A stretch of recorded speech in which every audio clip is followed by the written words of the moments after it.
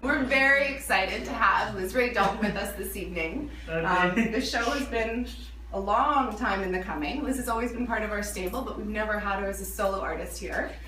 Yes, and when I... And thank you for having me. My goodness, yeah. A couple of years ago a year and a half ago, I saw this piece in her home and I thought, you know what, it's time. This is a stunning piece. I fell in love with it. And then you left us for a period of time and went down south. Well, at that point I committed, I'm jumping in already. I committed to doing a show here over a year ago that featured water and sky. Yes. So this piece really inspired me. Yeah. And then Liz called me and she said, you know, I've gone a different direction. And I thought, okay. That's okay, I'll come out. Yeah. But when she showed me this work, I was just in awe. It is so inspiring and it's just a whole other level for Liz. And I'm so proud to be showing it in our space. Thank you. And I want to talk a little bit about it tonight because I'm losing my voice already a little bit, so bear with me. It's been a journey for me. I'll tell you a little bit about myself as background because not everybody knows who I am or what I've been doing for many years. I'm primarily a marine artist. That's what I've dedicated myself to in my work for over 25 years, maybe even a few years longer. I discovered marine environments here when I came to Queen's University and did my fine arts degree. The water inspires me, it sustains me.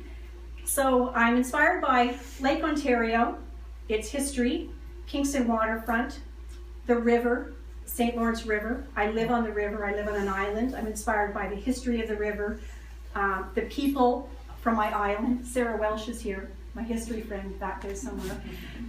It all inspires me, and every day I look at the river. The river runs through me in a sense, so I can't deny that in my work. It's part of what I do. And for many years I've explored the history and heritage of the river, especially through my marine studies that focus on watercraft. And they're wonderful to do, and I'm still doing them. What I want to do now with my work is take little departures now and again, and I'm calling it drifting. I want to be able to artistically drift, to challenge myself creatively, to continue to learn new things all the time. So that's what this body of work is about. About 3 years ago, or 4 years ago now, I retired from teaching, finally, and time to dedicate myself fully to my artwork.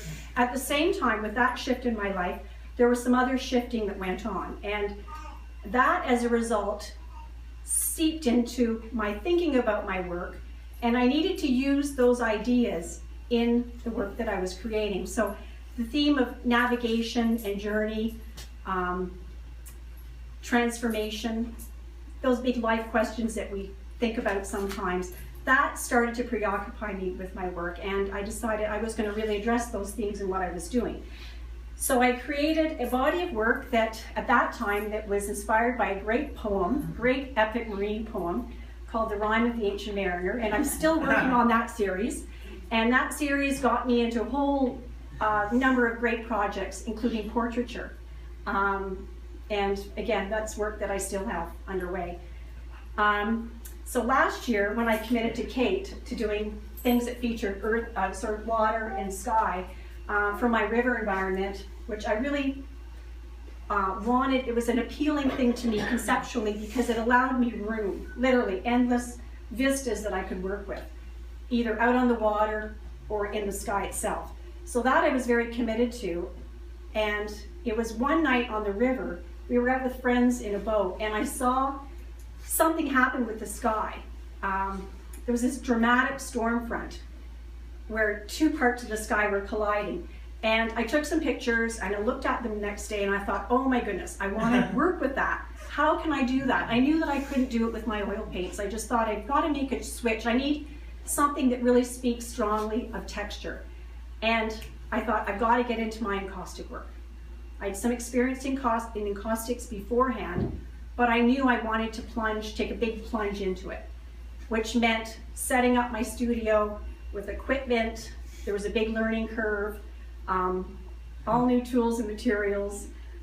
So I undertook getting all set up, and I started working with my storm. So this is one of the images here. This is a storm front.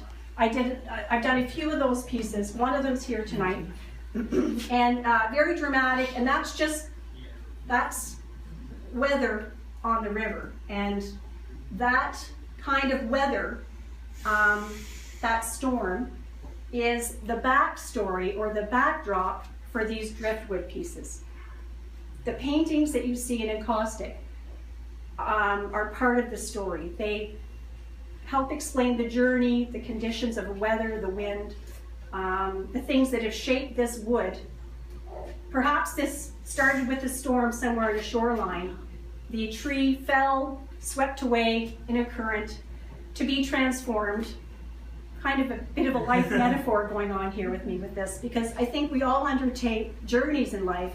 We all do become transformed by the journey. So this was very conceptually interesting to me, and so I'm very closely tied to this way of working. It just worked so well conceptually for what I wanted to do.